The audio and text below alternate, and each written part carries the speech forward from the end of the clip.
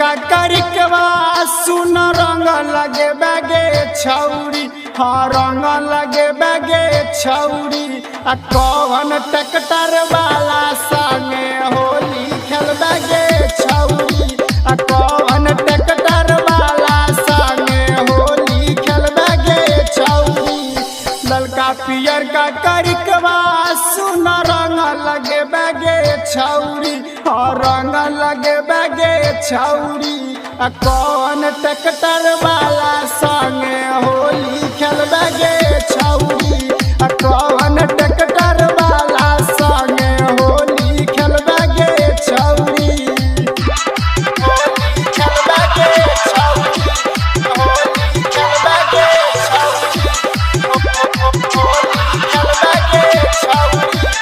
होली खेल बैगे छौरी। होली खेल बैगे छौरी। रोहित संतोष मनीष अर्जुन के बुले बैगे छौरी।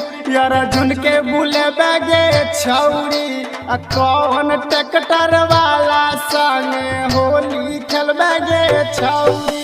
आ कौन ट्रैक्टर वाला संगे माजा मर बैगे छौरी। आ कौन ट्रैक्टर वाला संगे रंग लगे बैगे छौरी। ललका पियर का करिकवा सुन रंग लगे बैगे छौरी। हाँ रंग लगे बैगे छौरी। आ उहे ट्रैक्टर वाला संगे होली खेल बैगे छौरी। आ कौन ट्रैक्टर वाला संगे होली खेल बैगे छौरी। होली खेल बैगे छौरी। होली खेल बैगे छौरी।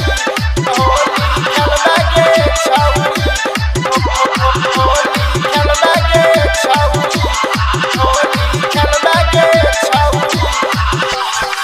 भोरे भोरे उठ के ओठ लाली लगे बैगे छौरी। कना बाली लगे बैगे छौरी। आ कौन ट्रैक्टर वाला संगे माजा मर बैगे छौरी। आ कौन ट्रैक्टर वाला संगे होली खेल बैगे छौरी। आ कौन ट्रैक्टर वाला संगे होली खेल बैगे छौरी। ललका पियर का करिकवा सुन रंग लगे बैगे छौरी। हाँ रंग लगे बैगे छौरी। आ कौन ट्रैक्टर वाला संगे होली खेल बैगे छौरी। आ कौन ट्रैक्टर वाला संगे होली खेल बैगे छौरी। होली खेल बैगे छौरी। होली खेल बैगे छौरी। होली खेल बैगे छौरी। होली खेल बैगे छौरी। होली खेल बैगे छौरी। राइटर सोनी अर्जुन के घर से बोले बैगे छौरी। हाँ घर से बोले बैगे छौरी। आ उहे सुमन जी यादव के गाना बजे बैगे छौरी। आ होली वाला गाना बजा के रंग लगे बैगे छौरी। आ सुमन जी यादव के गाना बजे बैगे छौरी।